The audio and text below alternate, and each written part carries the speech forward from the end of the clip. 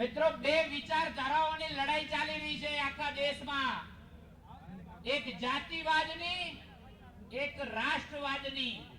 આપણે કોની સાથે રહેવાનું છે બનાસકાંઠાના લોકોએ નક્કી કરી લીધું છે. નક્કી કરી લીધું છે ને? નક્કી કરી લીધું છે ને? મિત્રો બે પ્રકારના લોકો મત માંગે છે.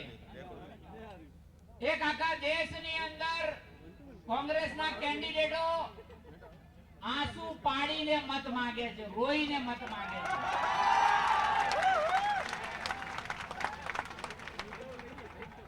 અને એક વિચારધારાના લોકો જેને કરોડો લોકોના આંસુ લૂછ્યા છે ને, એના માટે નરેન્દ્રભાઈ મોદી સાહેબ માટે મત માંગે છે. તો આ જનતા કોની સાથે છે? કોની સાથે છે?